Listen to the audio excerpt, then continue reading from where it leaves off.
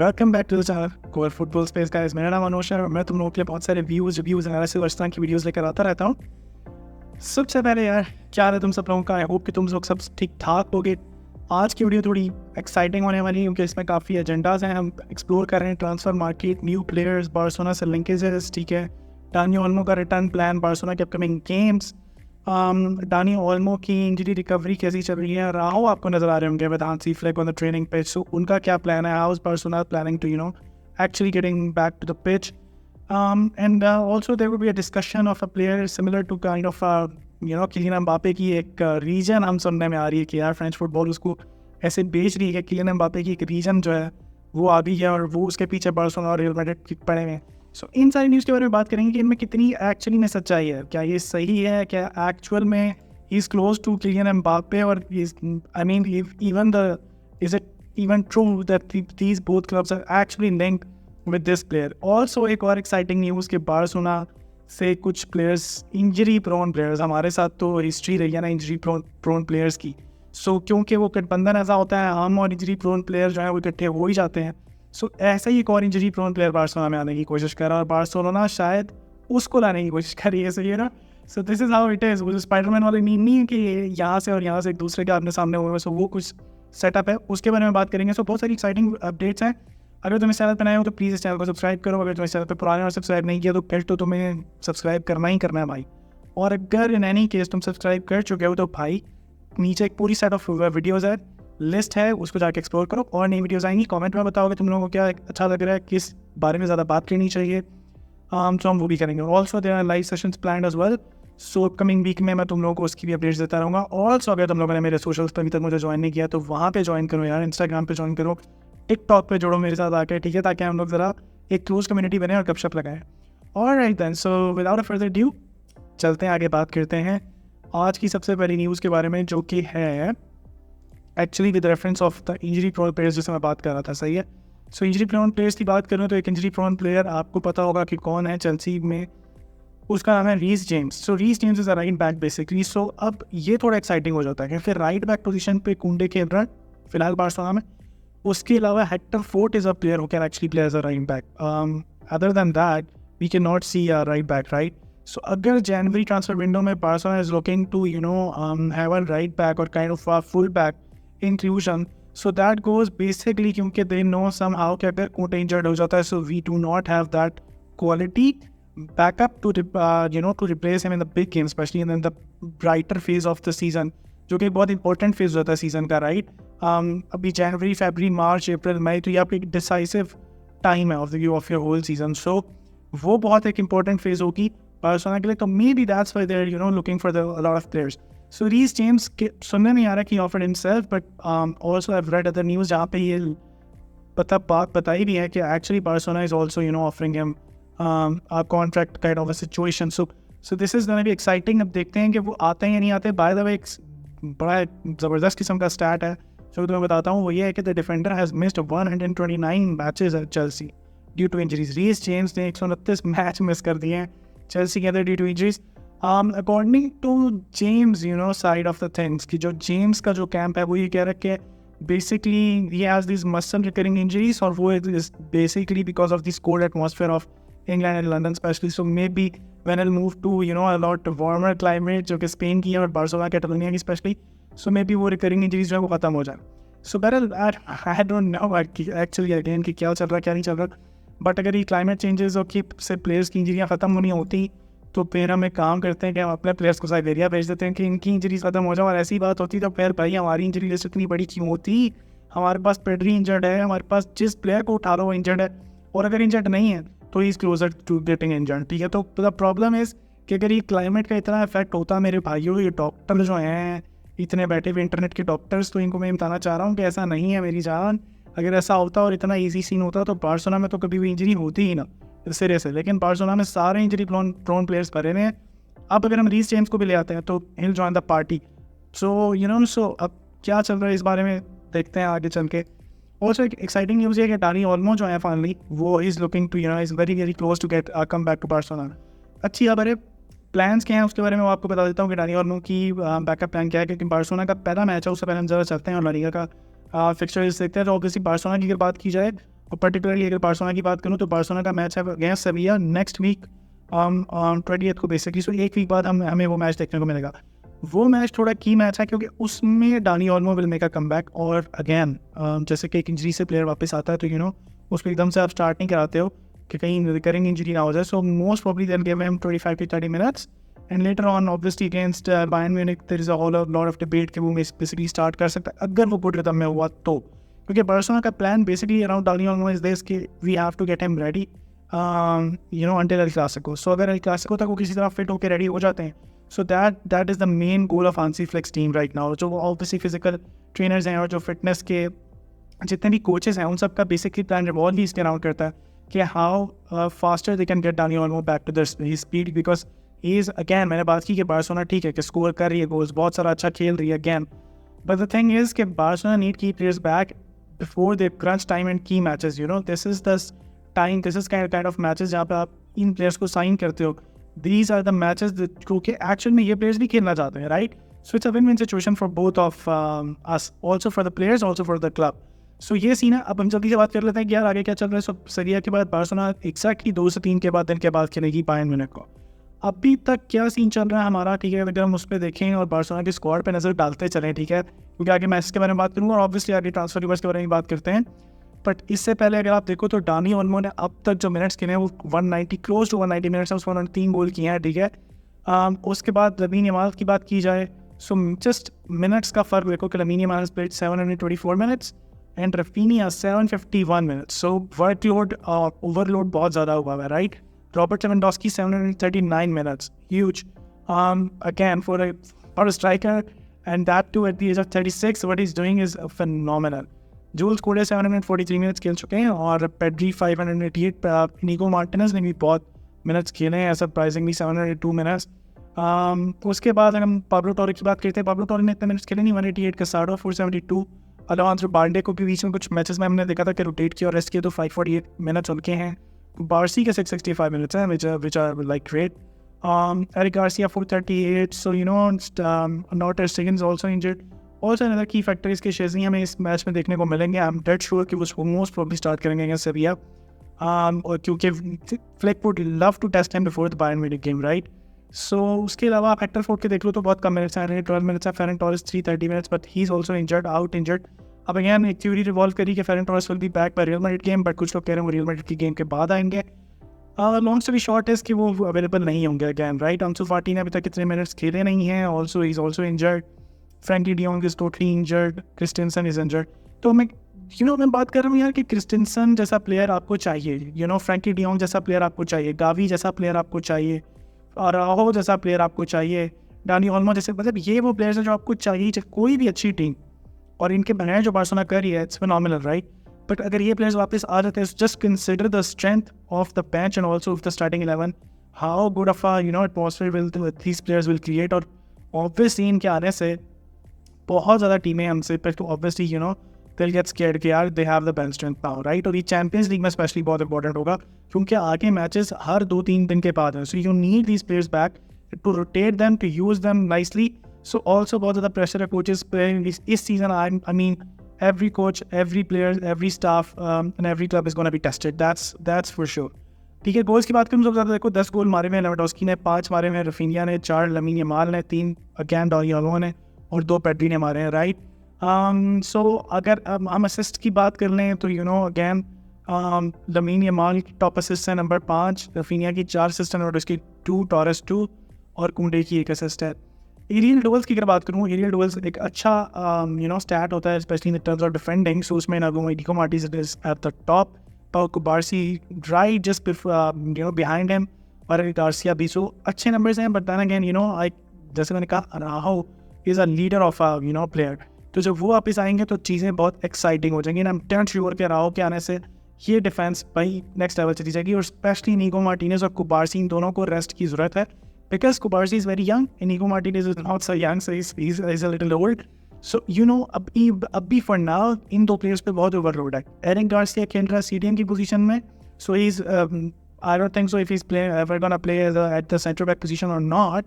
But उसके बाद आ जाता है आपका क्रिस्टेंसन, एक और option, but he is also out injured. So Barcelona इस टाइम बहुत थिन है in numbers right. So these players are going to, get trusted as soon as the other players would come back and share the burden of it. और obviously Ronaldo के होते हुए you have to start him, right?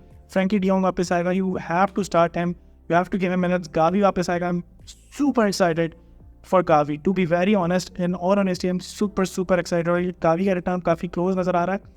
हो सकता है कि वो real Madrid वाले मैच में वापस आ जाए, हो सकता है वो बायर्न म्यूनिख वाले मैच में आ जाए, but nevertheless he is very close to returning now alongside with Frankie de Jong, Araujo and obviously Dani Olmo. एक प्लेयर का भूल गया जो है कि फर्मीन लोपेज, क्योंकि देखो फर्मीन लोपेज का जो समर वाला टाइम था वो गुजरा है अगेंस्ट स्पेन के साथ. उन्होंने गोल्ड मेडल जीता और सारा कुछ अंदर वो सारे सीन. उसके बाद वापस आए क्लब में, उनको बहुत ज़्यादा टाइम मिला नहीं, प्ले टाइम, क्योंकि ही गॉट इंजर्ड.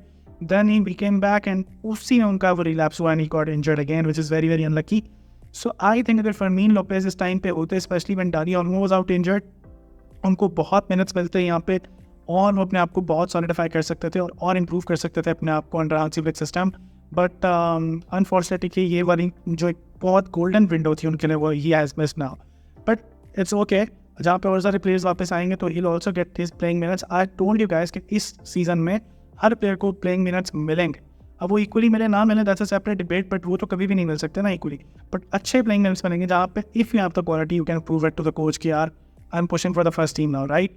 और also you will get chances in the other tournaments such as Copa del Rey and stuff like that. So जो वीकर प्लेयर्सों की बात कर रहा हूँ जो स्टार्टिंग 11 में नहीं होते. Now it's out of our window और आवर साइड. हमने बात की थी रीस जेम्स की, तो रीस जेम्स बहुत क्लोज है आने में. अब बात कर लेते हैं ब्राज़ील का एक मोस्ट प्रॉमिसिंग टैलेंट है जिस पर मैंने थोड़ा सा पढ़ा भी है, जिसकी मैंने थोड़ी ट्रांसफर मार्केट में भी चीज़ें देखी हैं. और बार्सिलोना अपरेंटली उसके पीछे and his name is Victor Reis. तुम अपनी स्क्रीन पे देख पा रहे होगे, पलमराश के प्लेयर है. 10 मिलियन की इसकी भी जो ट्रांसफर मार्केट में जो है वो बताई जा रही है, जो इसकी ट्रांसफर वैल्यू है. Also the position that he plays is actually a centre back. He is a centre back, लेकिन अगैन कह रहे हैं कि he is very like top high rated centre backs है उस ब्राज़ीलियन लीग का. और कि Barcelona is also in the transfer market for the youth prospects now, क्योंकि अब हमारे पास अच्छे youth prospects already हैं, but it's never it's never enough for Barcelona. So वो youth prospects के market में है फिलहाल. I think so this would be a good deal अगर ये होती है तो. मैंने जितना इस प्लेयर के बारे में देखा है, पढ़ा है, so he looks very solid.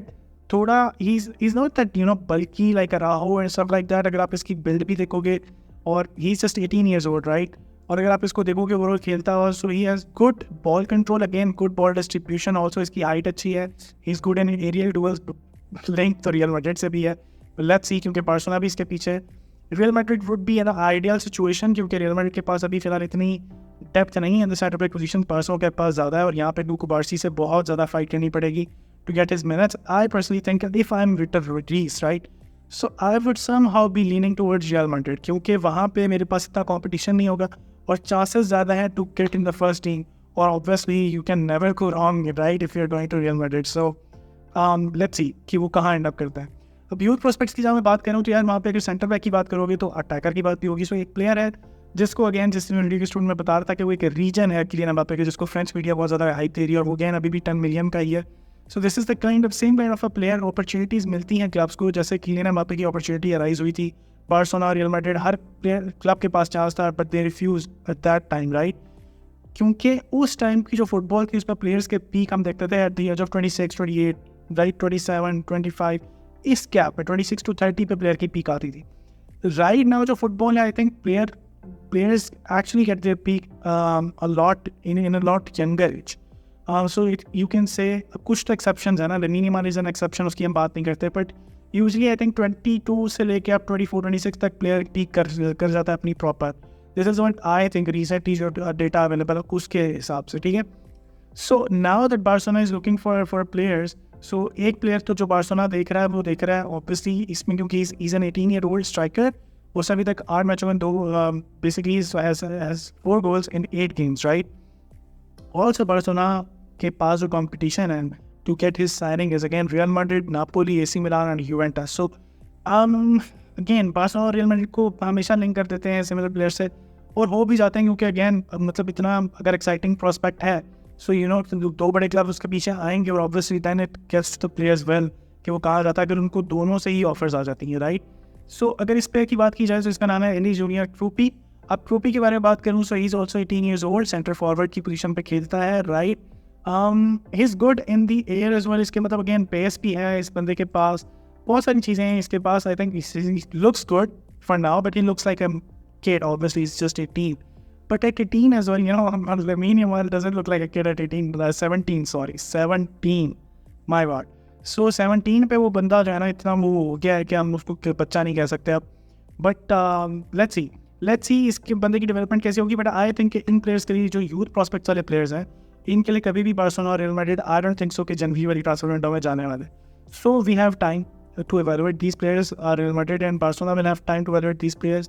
These players have time to prove themselves, right, before the next summer transfer window. तो I think कहीं ना कहीं next summer transfer window की बात हो जाएगी. So इसलिए मैं इन पे बहुत ज़्यादा भी डिस्कशन नहीं करा, but we will discuss them, you know, in like huge detail.